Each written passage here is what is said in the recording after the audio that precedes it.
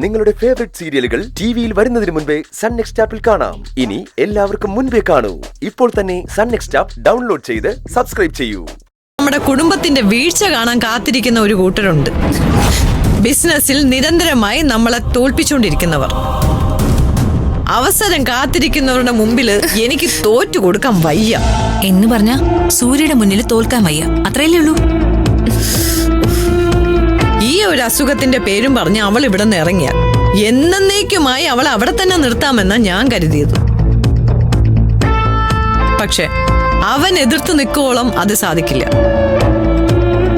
എന്നാ പിന്നെ നന്ദിനി എന്തെങ്കിലും ചെയ്യുന്നതിന് പകരം അളിയനെ എന്തെങ്കിലും ചെയ്താലോ?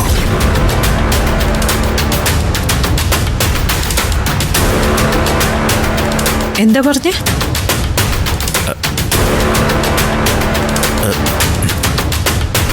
വിജയ് എന്താ പറഞ്ഞേ? അളിയനെ എന്തെങ്കിലും ചെയ്താലോ? ദേ, ഒരു കാര്യം ഞാൻ പറഞ്ഞേക്കാം. സൂര്യ ചെയ്യുന്ന കാര്യങ്ങളിൽ എനിക്ക് അഭിപ്രായ വ്യത്യാസമുണ്ട്. പക്ഷെ അവൻ എന്തെങ്കിലും പറ്റുന്നതിൽ എന്നെ കൊണ്ട് സഹിക്കാൻ പറ്റില്ല. വഴി തെറ്റിപ്പോലും ഒരെണ്ണത്തിന്റെ ചിന്തയിൽ അങ്ങനെ ഒരു കാര്യം വന്നു പോരുത്.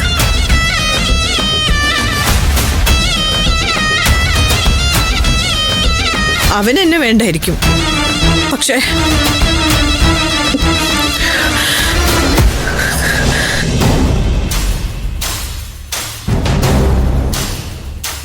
ഇതാ മമ്മിയുടെ കുഴപ്പം. ഏട്ടൻ എന്തൊക്കെ ചെയ്താലും മമ്മിയുടെ ഉള്ളില് ഏട്ടനോടുള്ള സ്നേഹമുണ്ട്.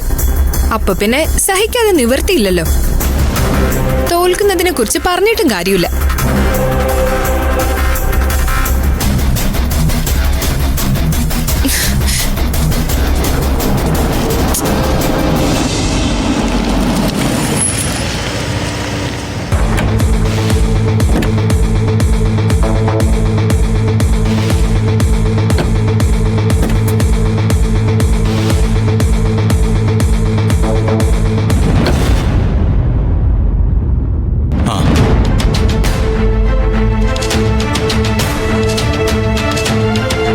വേപ്പിലേക്ക് ആവശ്യത്തിന് ഇവിടെ ഉണ്ടല്ലോ സാറേ.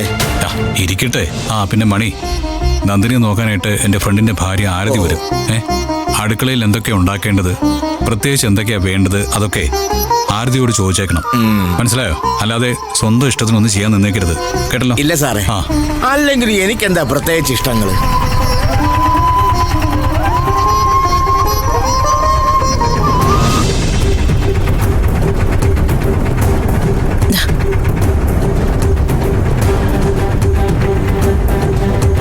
ഏട്ടാ, നീ ഇത്ര പെട്ടെന്ന് റെഡിയാവുമായിരുന്നെങ്കിൽ ഞാൻ വന്ന് പിക്ക് ചെയ്യുമായിരുന്നില്ലേ?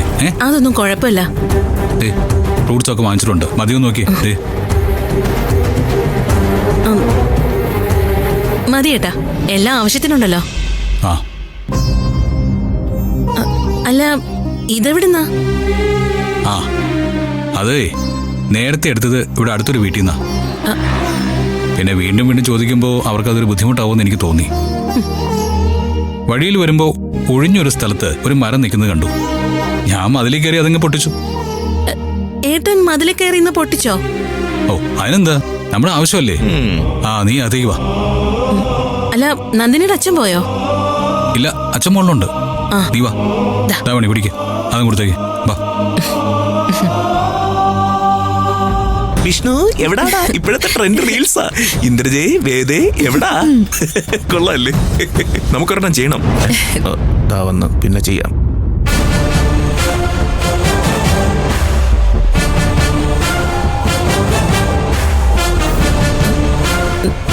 നന്ദിനിക്ക് കൂടെ ഇരിക്കാൻ ആരും ഇല്ലാത്തോണ്ട് ഏട്ടൻ വിളിച്ചതാ. അതിന് നിന്നോട് ഇവിടെ ആരെങ്കിലും കാരണം ചോദിച്ചാ ആരതി? നീ മോളേക്കല്ലേ ചെല്ലേ.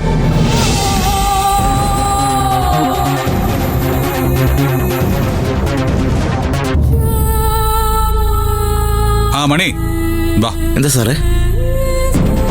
അതെ, ഇതിലുള്ള ഫ്രൂട്ട്സ് ഇല്ലേ, അതെല്ലാം കൃത്യമായിട്ട് മഞ്ഞൾ വെള്ളത്തിലിട്ട് കഴുകി വെക്കണം, കേട്ടല്ലോ? എന്നിട്ട് ഓരോ മണിക്കൂർ ഇടവിട്ട് നന്ദിനിക്കുള്ള ജ്യൂസ് കൃത്യമായിട്ട് അങ്ങ് എത്തിക്കണം, കേട്ടല്ലോ? ഇത് വീണ്ടും വീണ്ടും പറഞ്ഞു ഓർമ്മിപ്പിക്കേണ്ടി വരരുത്. ഇല്ല സാർ. ഞാൻ ആ കാര്യത്തിലൊക്കെ ഷാർപ്പാ. പിന്നെ ഇത് കൊണ്ടുപോയി അകത്ത് വെച്ചിട്ട് ഈ വീടിന്റെ എല്ലാ മുറികളുടെ മുമ്പിലും ആര്യവേപ്പിന്റെ ഇല കെട്ടി തൂക്കണം. കേട്ടല്ലോ? ആരെങ്കിലും അതിന് വിരോധം പറഞ്ഞാ അത് കൃത്യമായിട്ട് എന്നോട് പറയണം. അയാള് പിന്നെ ഈ വീട്ടിലുണ്ടാവില്ല, അത്രേ ഉള്ളൂ. ശരി സാറേ. പിന്നെ ഈ ഫ്രൂട്ട്സേ നന്ദിനിക്കാണ്, നന്ദിനിക്ക് മാത്രമുള്ളത്. ഇടയിൽ ചില കാട്ടുകോഴികളൊക്കെ അത് കൊത്താൻ വന്നിരിക്കും. കല്ലെടുത്തെറിഞ്ഞ് ഓടിച്ചു കൊടുക്കണം. ഇന്ദ്രജെ, അത് എന്നെ ഉദ്ദേശിച്ചാണ്, എന്നെ തന്നെയാണ്, എന്നെ മാത്രം ഉദ്ദേശിച്ചാണ്. നിങ്ങൾക്ക് വേറെ പണിയൊന്നുമില്ല വിജയ്, എന്തിനു ഓരോ നേരം വാങ്ങിക്കുന്നത്? നീയോ എന്റെ സൈഡാണല്ലേ. അപ്പൊ മണി പറഞ്ഞതുപോലെ താനൊരു നാട്ടിൻപുറത്തുകാരനാണല്ലോ. ഇത്തരം ഒരു അസുഖം വന്നു കഴിഞ്ഞാൽ ഒരു കുടുംബത്തെ എന്തൊക്കെയാണോ ചെയ്യേണ്ടത് അതൊക്കെ കൃത്യമായിട്ട് മുറികളിലും അടുക്കളയിലും പാലിച്ചിരിക്കണം. എന്തെങ്കിലും ഒന്ന് തെറ്റിപ്പോന്ന എന്റെ കൺമുമ്പിൽ കണ്ട അടിച്ച് ഞാൻ കർണം പൊട്ടിക്കും, മനസ്സിലായ? ഇന്ദ്രജെ, അത് അവനെയല്ല, നമ്മളെയാണ് ഉദ്ദേശിച്ചത്. ഒന്ന് മിണ്ടാതിരിക്കുന്നുണ്ടോ? നീ ഇപ്പോഴും എന്റെ സൈഡാണല്ലേ. ഈ കുടുംബേ നല്ല രീതിയിൽ നടത്താൻ പറ്റുമെന്ന് ഞാനൊന്ന് നോക്കട്ടെ.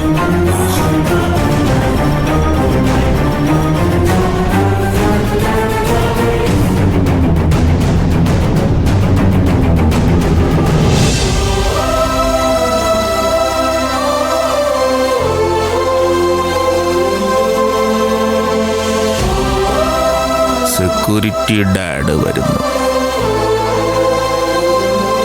മാഡം, മോളെ ഇവിടുന്ന് കൊണ്ടുപോകണമെന്ന് ഞാൻ പറഞ്ഞതാ. പക്ഷേ സാറുമാര് സമ്മതിക്കാതെ. അതെ, ഇക്കാര്യത്തിൽ ആരോടെങ്കിലും എന്തിനാ അച്ഛാ എക്സ്ക്യൂസ് പറയുന്നത്? അതെ, നന്ദിനി എവിടെയാ നിൽക്കുന്നത്? അവളുടെ ഭർത്താവിന്റെ വീട്ടില്, എന്റെ വീട്ടില്. ഇവിടെ നന്ദിനിക്ക് സകല സ്വാതന്ത്ര്യങ്ങളുണ്ട്. അച്ഛൻ ധൈര്യമായിട്ട് പോയിക്കോ. നന്ദിനിയെ ഞാൻ നോക്കിക്കോളാം, കേട്ടല്ലോ? അവളുടെ അസുഖം ഞാൻ മാറ്റിയെടുക്കും. അത് എന്റെ ഉത്തരവാദിത്വമാ.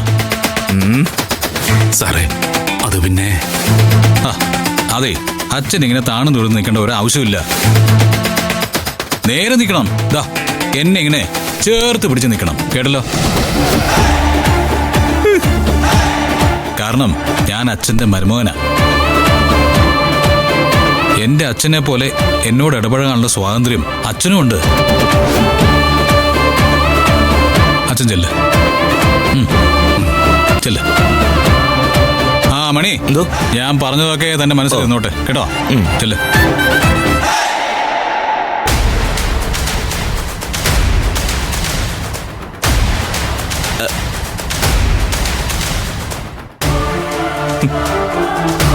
കരുത്തിക്കുട്ടി ചെയ്യുന്നതാ മമ്മി.